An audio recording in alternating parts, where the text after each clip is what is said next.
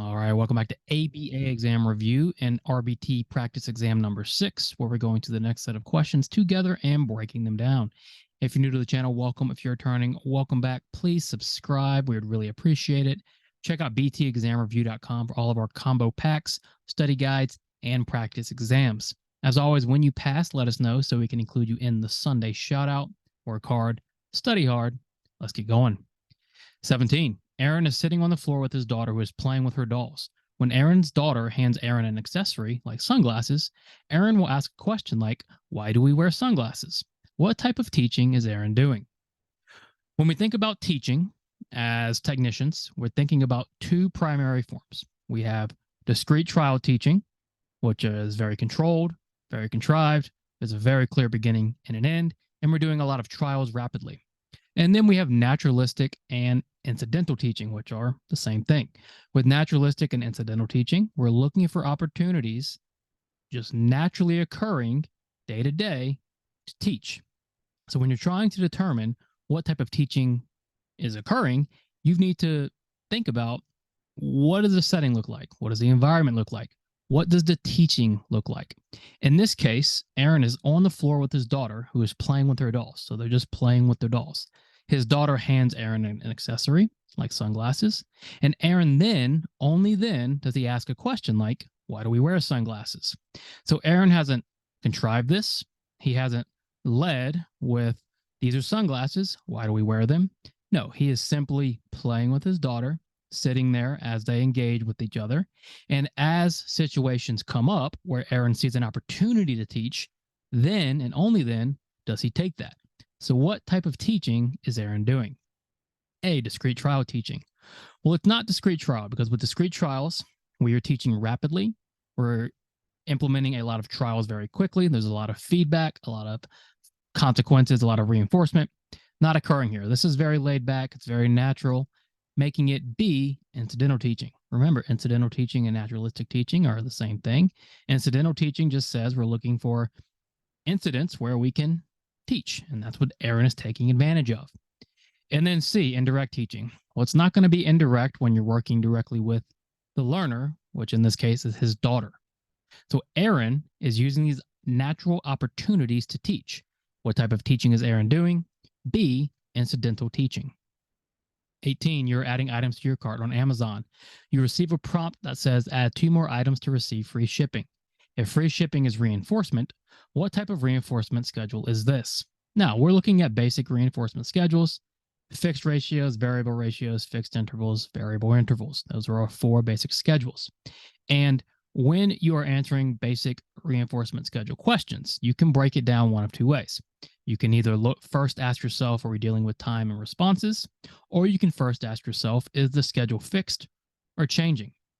Now, in this case, we've got very limited information. So all we can do is use the information provided to answer the question. And what are we doing? Well, we're adding items to the cart on Amazon. We then receive a prompt that says, add 2 more items to receive free shipping. So now that's become our reinforcement schedule, because we've been adding carts, and then something pops up and says, if you add 2 more items, you get free shipping. In this case, free shipping is reinforcement. So what do we need to do in order to obtain reinforcement? Well, we need to engage in 2 more responses of adding items to our cart. And so this is a response-based schedule, making it a ratio schedule. Then we ask ourselves, well, is this fixed or is it variable? According to this information, it's exactly 2 items, right? It's not 1 to 3. It's not on average. It is 2 items. So as far as we know, it's fixed. And again, we can only answer based on the information given. So we've got a fixed amount of responses in order to receive free shipping. So the last part is how much? Well, 2. So what type of reinforcement schedule? A, continuous. Well, a continuous schedule is a fixed ratio 1, right? And we need at least 2 responses, so it can't be that. A variable ratio 2, well, the schedule is not variable, so it can't be that. C, a fixed ratio 2. Yes, that's what we just broke down and determined. Why is it not D, fixed interval 2? Well, we're not dealing with time here. It's based on responses. So we've got a fixed amount of responses. How many? 2. What type of reinforcement schedule? Fixed ratio 2. 19. Which of the following measurement procedures is likely to overestimate how often a behavior occurred? What does overestimate mean? Because that is the key to this question. If we're overestimating how often a behavior occurs, we are claiming a behavior is happening more often than it actually is. And the issue with discontinuous measurements is we can tend to overestimate and underestimate behavior because we're only taking a sample. And so when we're overestimating a behavior using a measurement procedure, what measurement procedure are we likely using? A, whole interval recording. With whole interval recording, the behavior has to happen the entire interval to count. So if we got 15 seconds intervals, the behavior has to happen for 15 seconds. Are you likely to overestimate the behavior there? Well, no, because it's imperative that the behavior happens a lot to even count as one response. So overestimation is not likely to occur. What about momentary time sampling? Now, momentary time sampling is tricky because it can really go both ways because you're only looking at behavior at the end of each interval. And if the behavior just happens to be occurring more often at the end of the interval, well, that might overestimate. But if it's happening less, it might underestimate. So momentary time sampling, it's hard to say definitively, are we overestimating and are we underestimating?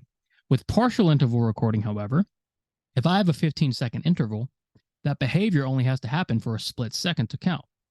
And so if I have 10 intervals and my behavior happens only 1 second each, it looks like that behavior is happening constantly, when in reality, it only happened for a total of 10 seconds.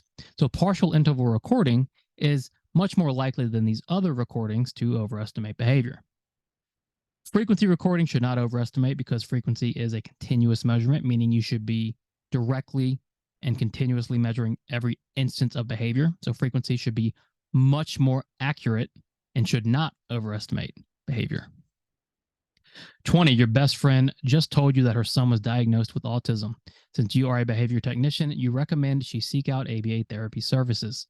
She agrees, but asks if you can do 1 or 2 days as a technician until she finds something official. Should you agree to help out? Okay, this is a classic ethical question, right? And in this case, your best friend, told you her son has autism. You are a technician, and so you say, well, why don't you seek out ABA services? She agrees, but as we know, ABA can take a while to obtain. And so she says, well, what if you do 1 or 2 days until we find something official? Is that allowed? Well, no. You're not allowed to engage professionally with someone who you have a intense personal relationship with, right? Because there already is a conflict of interest that exists here. There's already a multiple relationship. And we can't establish multiple relationships, but we certainly can't engage in a professional relationship where a personal relationship like this already exists. Okay, it's unethical. So, should you agree to help out?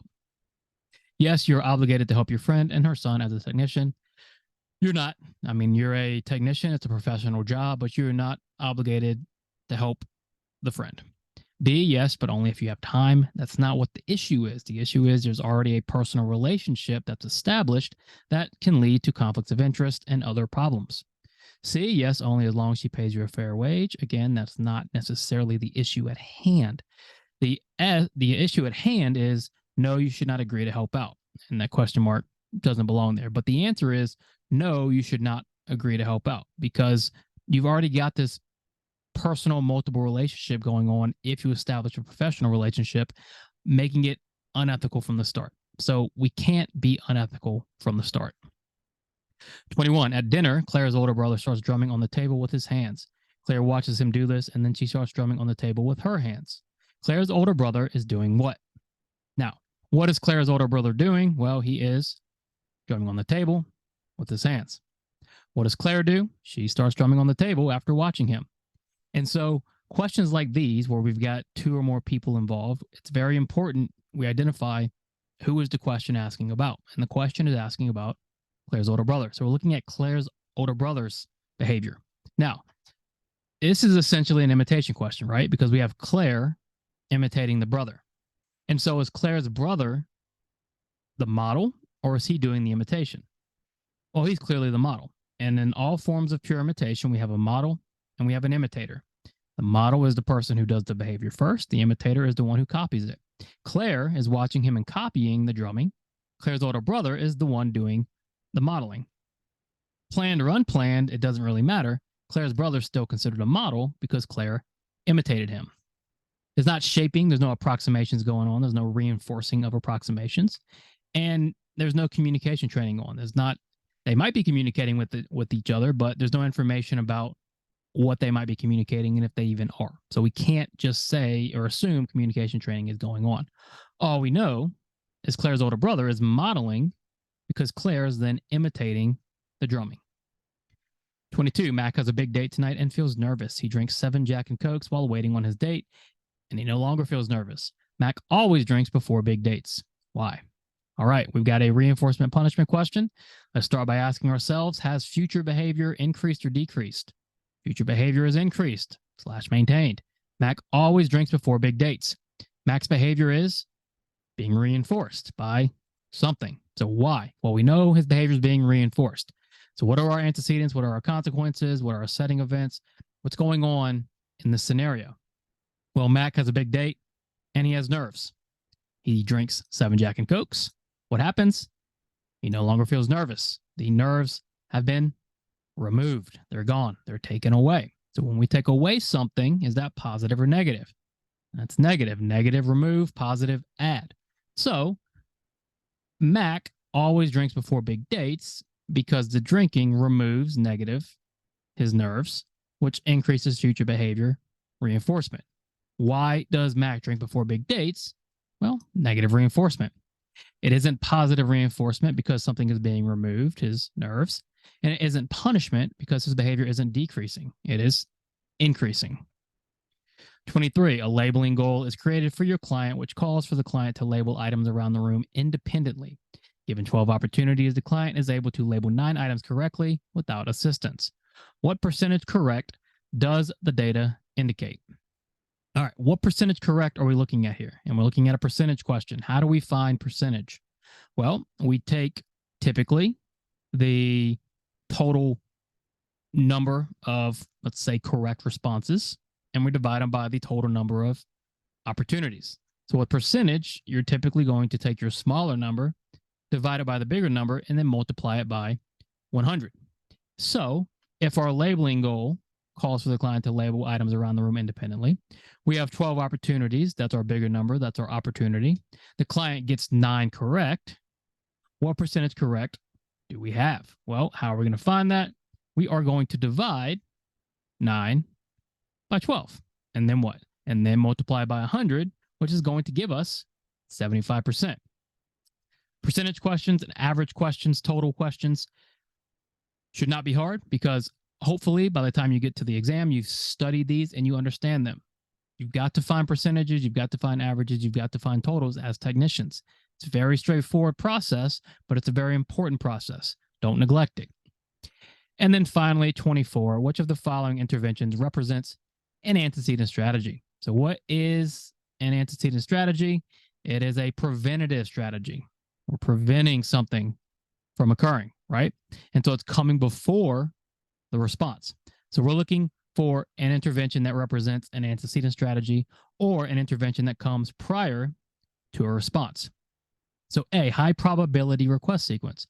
The high probability request sequence is an antecedent strategy. Why? Well, we are giving a lot of high probability requests prior to the actual low probability request we want to see.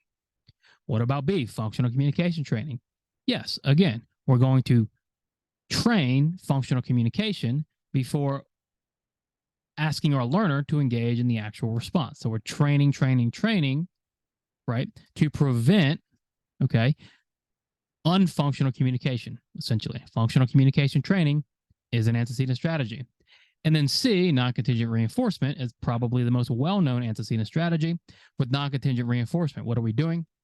We're reinforcing based on a schedule, regardless of responses, to try and reduce or increase the value of our consequences and engaging in responses. Most commonly, we use it for attention-seeking behavior, where we'll give attention on a timer to try and decrease the value of attention, and so therefore decrease the response that seeks attention.